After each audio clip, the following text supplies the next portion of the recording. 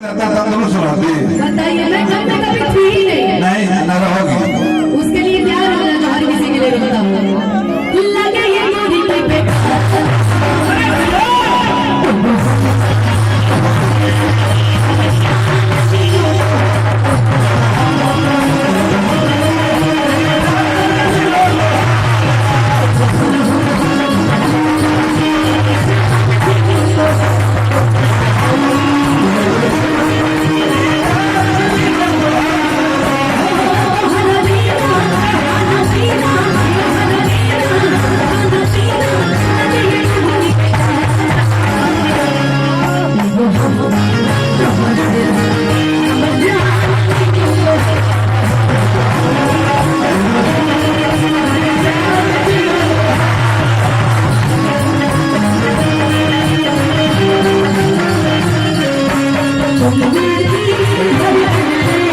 Thank you.